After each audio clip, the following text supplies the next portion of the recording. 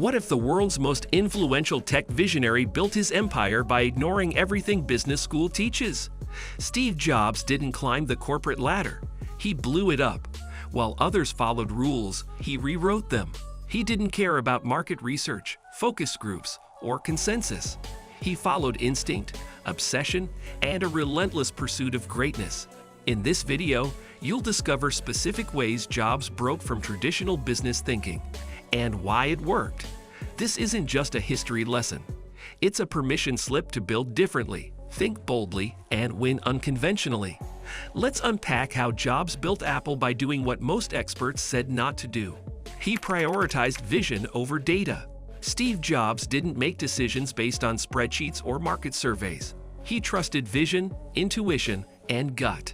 Traditional business advice says, let the market tell you what it wants. Jobs believed the market often doesn't know until you show it. He once said, people don't know what they want until you show it to them. Instead of chasing demand, he created it. While others optimized for metrics, he optimized for magic. That's how the iPhone, iPad, and Mac redefined entire categories. Jobs believed in building what felt right, not just what looked safe on paper. He saw numbers as tools, not commandments. He obsessed over design, not just functionality. In traditional business, function usually trumps form. Jobs flipped that. He believed design wasn't just how something looked, but how it worked. He poured resources into aesthetics, materials, and user experience, often driving engineers crazy in the process. But that obsession created products that people loved, not just used.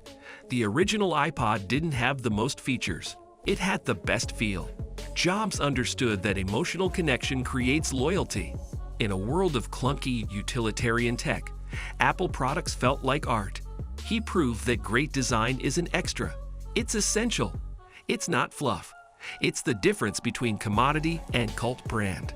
He didn't care what the competition was doing. Most CEOs study the competition obsessively. Jobs barely paid attention. He wasn't focused on beating Dell or copying Microsoft. He wanted Apple to exist in its own lane, where there was no competition. His philosophy was simple. Focus inward, not outward.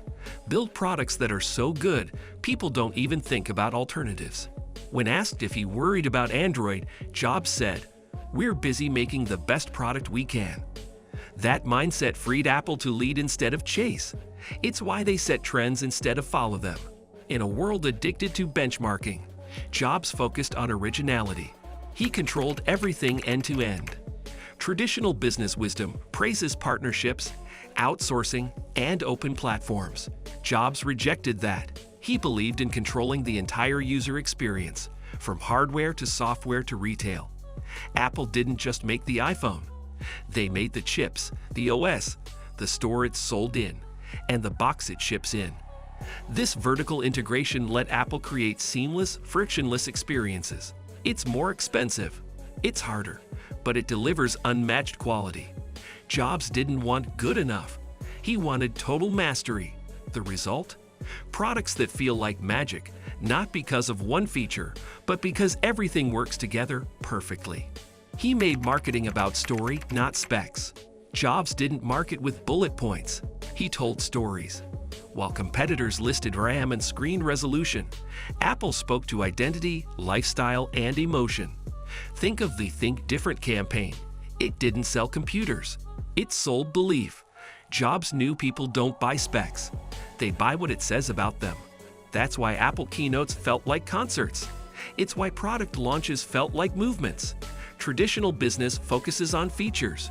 Jobs focused on feelings. He turned marketing into mythology, and customers into followers, not just buyers. In a sea of noise, he spoke to the soul. He said no more than he said yes. Most companies expand, diversify, and chase growth by adding more.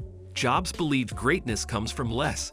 When he returned to Apple in 1997, he slashed the product line by 70%.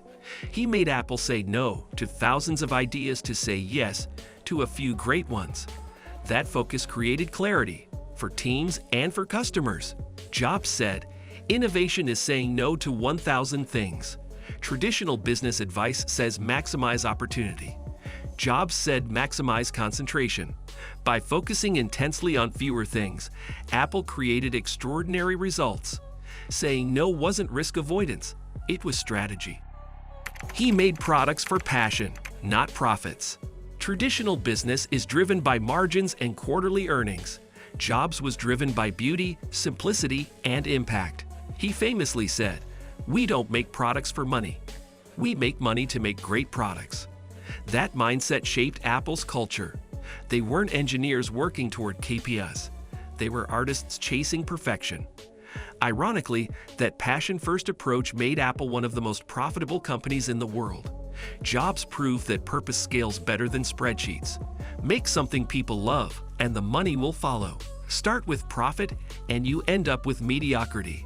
He refused to follow focus groups. Focus groups are a staple of traditional business. Jobs had no time for them. He believed that designing by committee led to average outcomes. He didn't ask what customers wanted. He imagined what they would want, and he built it. This led to breakthrough products that felt futuristic but intuitive.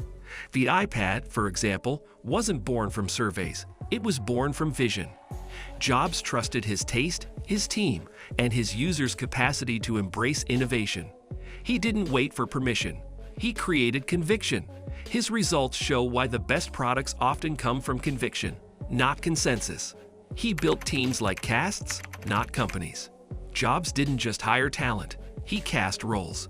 He thought of Apple like a film production, with creatives, visionaries, and executioners all aligned on one outcome: excellence. He hired insanely smart people, pushed them hard, and didn't apologize for demanding greatness. Traditional leadership says nurture. Jobs said challenge. He believed friction. When guided, created brilliance. His teams weren't always comfortable, but they were legendary. He didn't build a staff. He built a studio, and every product was a performance. He treated product launches like premieres. Most companies quietly ship products. Jobs turned every launch into a global event.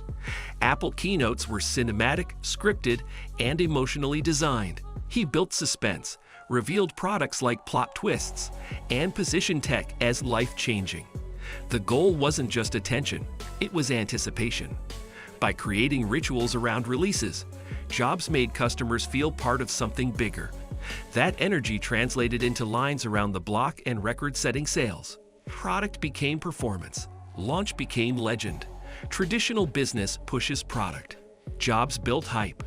He practiced brutal simplicity. Jobs had a ruthless eye for simplicity. He stripped away anything unnecessary: buttons, features, packaging, words. He believed every extra option created confusion, not freedom. The result? Products that were clean, intuitive, and elegant. The original iPod had one button. The iPhone didn't need a manual. Simplicity wasn't just aesthetic, it was strategic. In a world of clutter, simplicity sells. Jobs knew complexity loses customers. Simplicity earns loyalty. That's not just design, it's discipline. And few had it like Jobs. He built for legacy, not exit. Traditional business often builds for IPOs, exits, or buyouts. Jobs wasn't interested in any of that. He built Apple to last, not to flip. His focus was generational, not quarterly. That's why even after his death, Apple didn't collapse. It continued thriving. He embedded vision deep into the brand. He didn't just build a company. He built a culture, a set of values that shaped every decision.